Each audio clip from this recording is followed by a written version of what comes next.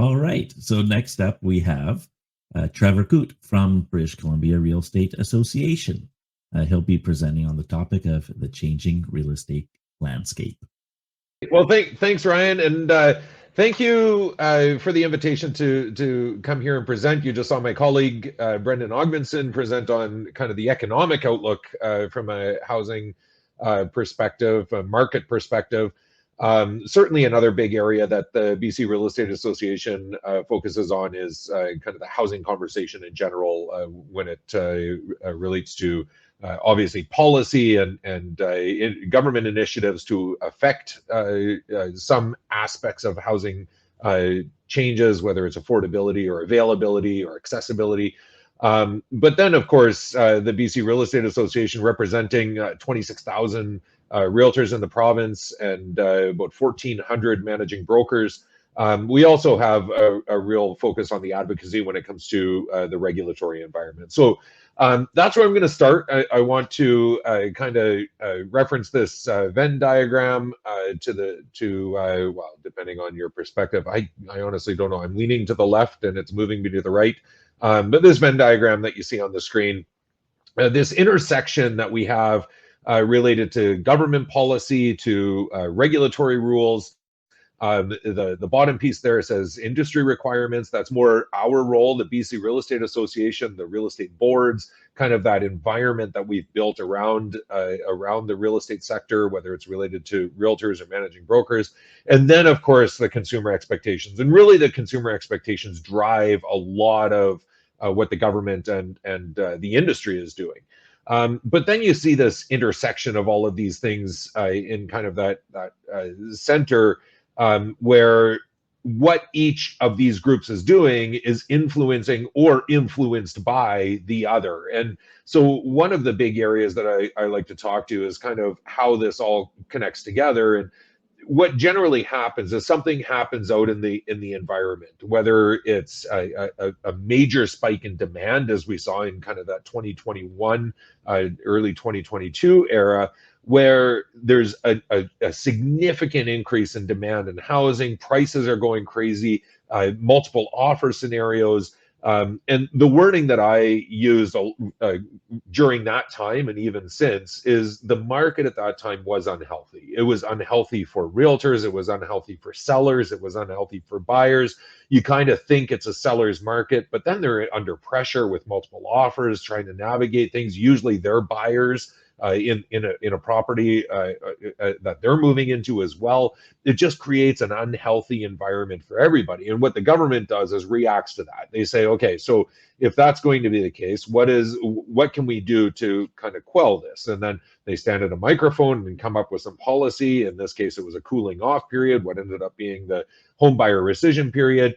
And then the regulator has to react to government. And then the regulator starts to kind of feel out a regulatory environment. What is it that we can do in order to manage this? What does that cooling off period do? What are the requirements for all the stakeholders in this scenario?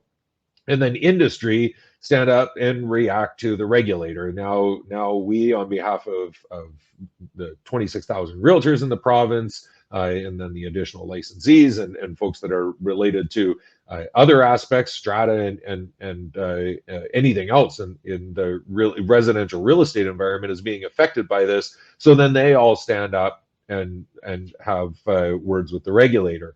All of this is being driven by the consumer, whether it's under the premise of consumer protection. Regulator, that's their primary role, make sure they protect the consumer.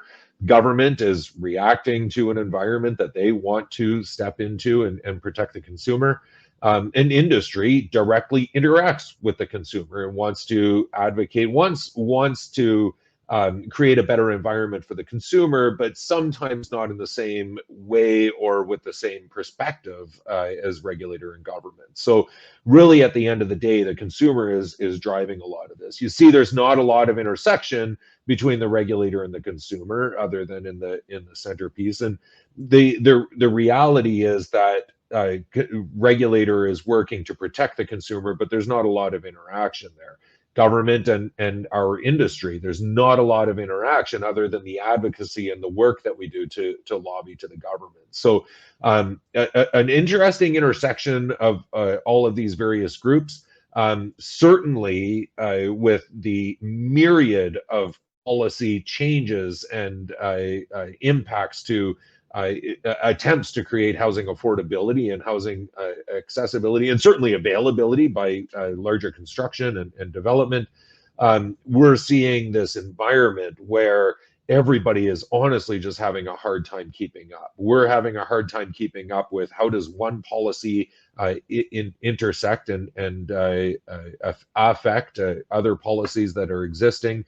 You heard Brendan say, as much as a lot of this policy, and especially when it comes to the kind of the taxation environment, is intended to have a positive effect either on affordability or on development and supply, positive supply impacts in the market, we're just not generally seeing that. Supply is not moving at the pace that it needs to. Prices are not coming down and will not come down. And so at the end of the day, the question is, to what extent do the policies work, but also should the policies continue to be the primary driver for government as kind of the solution that they're looking for. So what I'm going to do is shift from kind of that overall environmental perspective and give you a sense of the various things that BCREA is working on and kind of our primary role in this environment. Now, I didn't. We do have certainly direct impact, and especially with our role related to realtors and realtors trading in kind of the strata environment. There are crossovers, there are intersections between what BCREA does and the strata environment in British Columbia. But I'm not going to be specific in those areas. What I'm talking to is more what BCREA is working on in a general perspective. So from an advocacy perspective, there's kind of two primary stakeholders. There's the regulator from a trading, a transaction perspective as it relates not just to buyers and sellers, but certainly to the realtor's involvement in that transaction and how that works, whether it's the rules that are related to that, to the enforcement of the rules. There's a lot of changes that are happening around the enforcement area that BCREA is certainly in conversation with the regulator on. But then from an advocacy perspective, there's the government, and that's related more to the housing policy, to the things that I just talked about, kind of from a market influence perspective. And we build policy positions on a lot of those things and try to give influence, or at least provide feedback and act as a response to a consultation when that opportunity arises.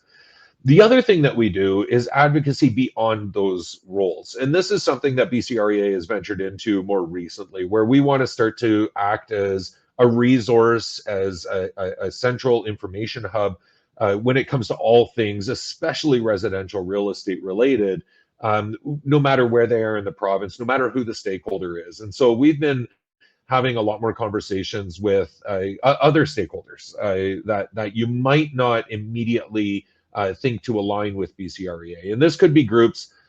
We're seeing a tremendous amount of demand, especially in the Lower Mainland, where we're constrained for land and land development and opportunity. We see a lot of opportunity to start to have conversations, not just from a housing and a housing production and supply perspective, but how does that affect and what are those conversations with other stakeholders outside of the housing arena, but still involved in the land use arena? So that could be around ALR, the Agricultural Land Reserve. That could be around food security as it relates to ALR. Certainly, it has to do with industrial land availability, and then other commercial uses like for business use or office use or things like that. There is a real environment where we're starting to see industrial land use, industrial stakeholders, constituents, with a concern around the availability of industrial land for development, for good jobs, for increasing capacity of existing warehousing space or production space. And if they are lobbying, if land becomes available that works for an industrial use, and they're lobbying for that side, and then we come in and lobby from a residential development side to increase housing supply, do we look anti-industry and anti-good, high-producing, high-paying jobs, and do they look anti-housing? And so these conversations are ones that we're starting to engage with more, so that there can be more alignment around what that messaging is, have better and more fulsome conversations with decision makers and leadership in the province and the country. Because if we have a more aligned message that benefits each stakeholder to the degree that it can while achieving still a best outcome. Not easily done, and I'm not saying that this is any type of a solution, but certainly understanding we're in an environment where we need to break out of our silos. BCREA can't exclusively talk and act on behalf of the realtors and the housing market. Industry can't talk and focus exclusively on industry. There needs to be a better understanding of how each intersect and what the overall environment looks like moving forward. So the advocacy, we're working to branch out, really focusing on government and regulator, but branching out from there. Professional development, we provide a professional development environment for 26,000 realtors in the province. They're required to adhere to their licensing education requirements, but we also they're also required, in order to retain a realtor status and their access to the resources of the boards and the provincial association, BCREA, they're required to take 18 hours of continuing professional development each 2-year licensing cycle. So that gives us a real opportunity to look at what are the current expectations and kind of changes and updates that realtors need to be aware of. Certainly a lot of strata focused courses and education opportunities for realtors in those areas. And we work with the 8-member boards, the real estate boards in the province, to really provide a comprehensive and productive professional development program for all realtors in the province. Broker support is something that I've talked passionately about. Any of the audience that have heard me speak at various other conferences or sessions online or in person, hear me talk very passionately about the future of the managing broker role. And this isn't exclusive to the environment of organized real estate as it relates to the BC Real Estate Association. A lot of industries are starting to see the impacts of kind of an aging population of leadership and business ownership within their industry. More liability and accountability being put on those positions, a lot more stringent regulatory environment around those positions. And as a result, we see this lack of succession and lack of movement, desired movement from new entrants into industry to be in those leadership roles. And certainly speaking in the context of the real estate industry, this is going to come to a head in the next 5 to 10 years. And we're in a position where we need to make sure that we're getting in front of that succession plan, making sure that managing brokers feel supported, that there's the resources that they need, that we're speaking on their behalf when we talk to regulators, that the environment becomes a lot more tenable to be in those leadership positions, because otherwise we will get to the point otherwise where we don't have enough people in those leadership positions. And regulators are either going to say, you got to change the business model, something's got to change, or the industry is going to be forced to, because in order to be compliant with the regulatory environment, something has to be pushed through there. The stat that I use, it's roughly accurate. It's always kind of changing slightly, but 45 to 50% of the managing brokers in British Columbia, 1,400-ish managing brokers, are over the age of 65. And we do know that managing brokers work later into their career. Certainly a lot get leaned on to come back into the industry to kind of help brokerages kind of navigate some rough terrain if they lost a managing broker or whatever the scenario might be. But that's not a fair thing to have to lean on that make the expectation that a generation of folks who have contributed so heavily to the industry continue to do so and make that our kind of safety plan. So broker support is a really big aspect of what BCREA is doing. A lot of resources there.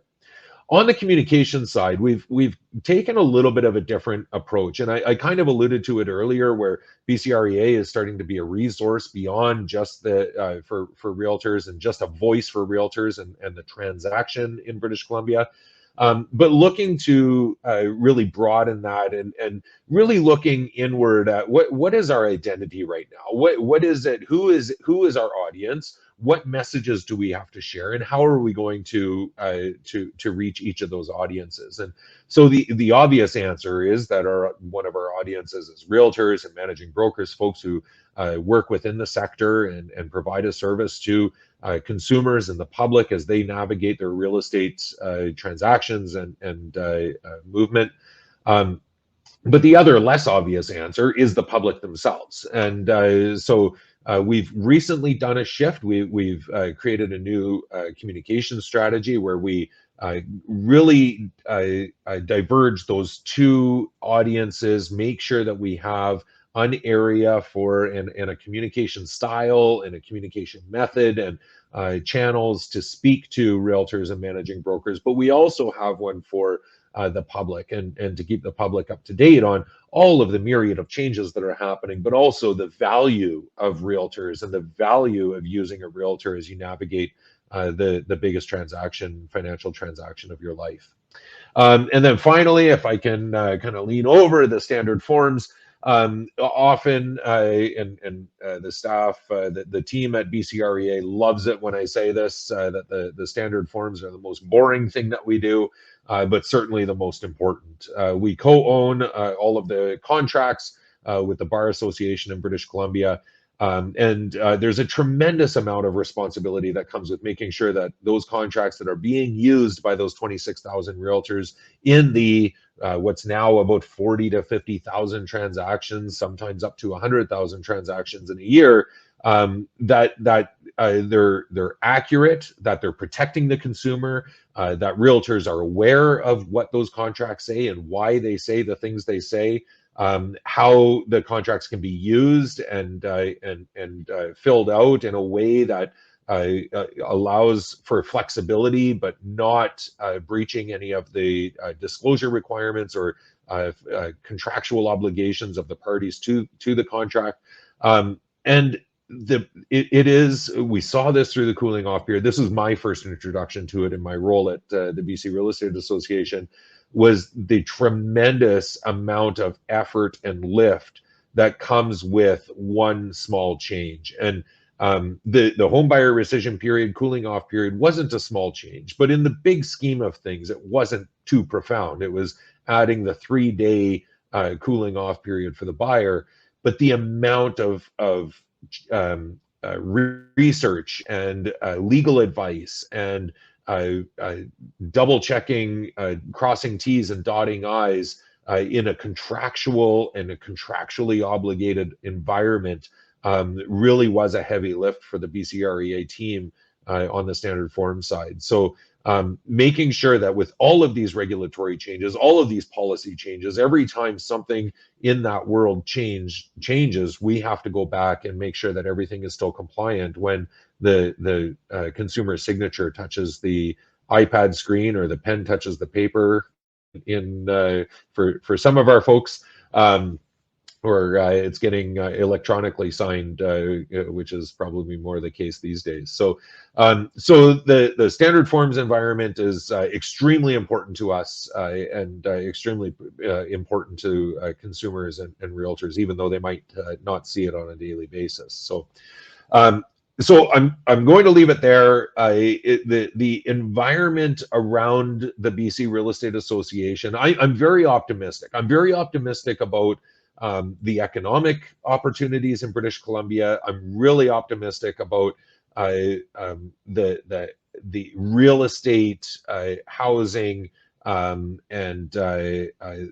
the environment that's going to come, but only optimistic because I think this stuff is front of mind for so many people. It seems untenable, the number of changes that are happening on a daily basis. But the alternative is one, either we don't change, or two, that we're in an environment which so many of us have seen in the past, where people are leaving communities and schools are closing down and economic environments are stagnating. That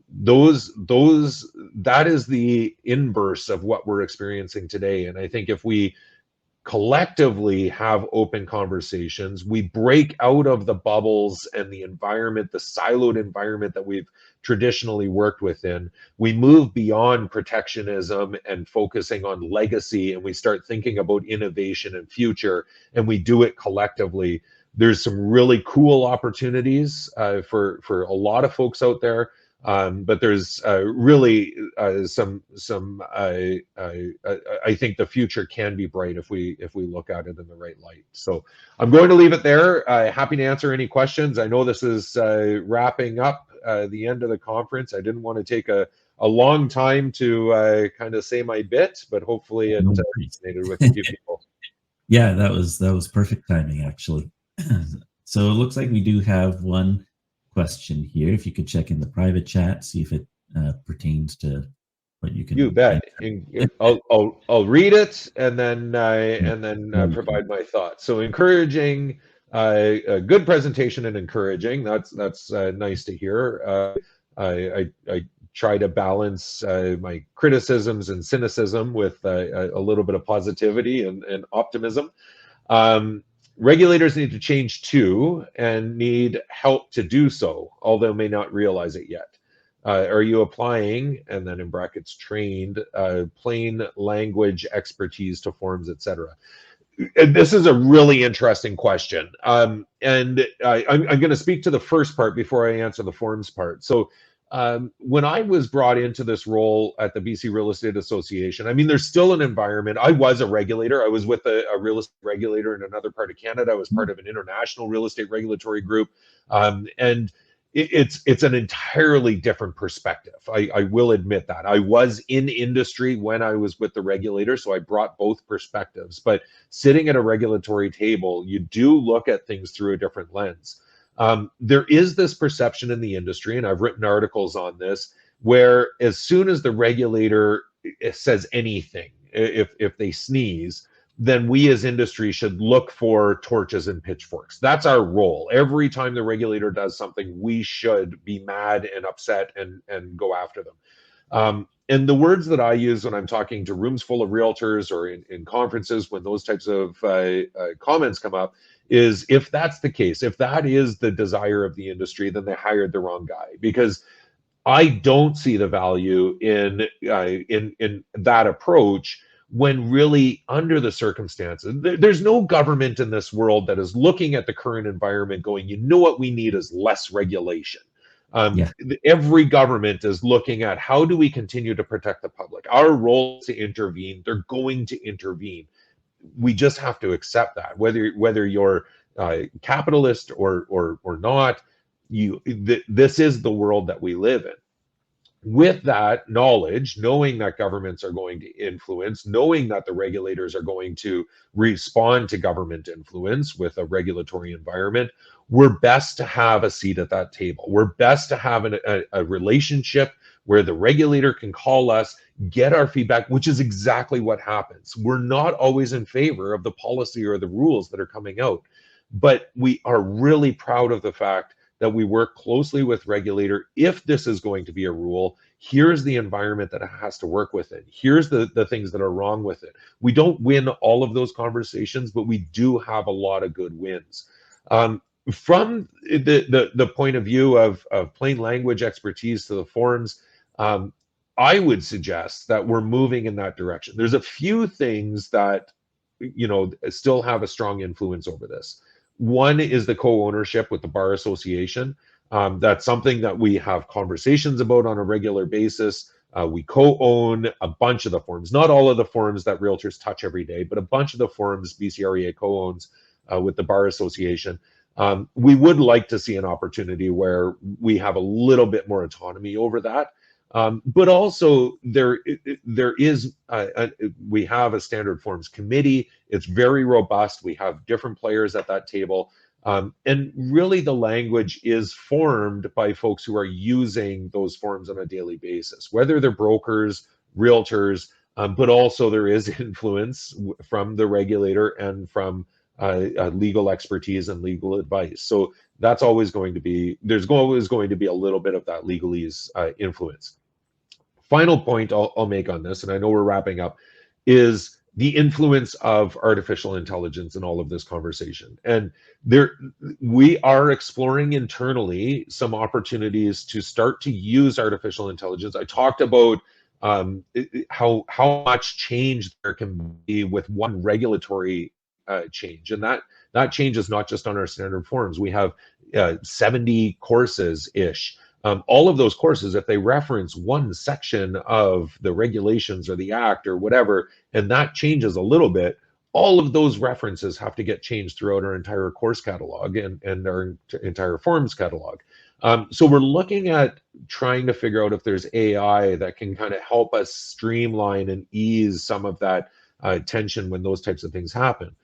I will say there is a future where AI has a very instrumental and fundamental role in the creation of unique and customized contracts pertaining to a specific deal between two specific people on a specific property. That's not tomorrow, might not be 5 years from now, but that future exists. And I think it's incumbent on BCREA to start to have those conversations and figure out what those roles of technology are down the road. That's awesome. You're at the forefront, right? And always exploring new opportunities, right? Yeah, and it's a fun place to be. Like we work with some really great people. We have a great team. But just being able to look at all of this stuff through various different lenses and the influence, having a direct influence on consumer experience, but also realtor expectations and business practices and opportunities to do business. I consider us to be representing 26,000 independent business owners in British Columbia. And business isn't easy. There's opportunity for BCREA to play a role in making sure that this it's never going to be easy, but we can certainly play a role in assisting. That's awesome. Thanks so much for the presentation there, Trevor. We really appreciate Absolutely. you guys coming on. It was a big win for us to have you guys join the BC Strata conference this year, and we look forward to all the changes to come. Absolutely. Yeah, no, it's my pleasure. Thanks for the invitation, Ryan. And if anybody has any questions or wants to reach out independent of this, feel free to do so. bcrea.bc.ca. You can find my contact information hidden somewhere in that website. Awesome. Thanks so much, Trevor. You have a good rest of your day at your other conference. Thanks everyone. Appreciate it. Bye.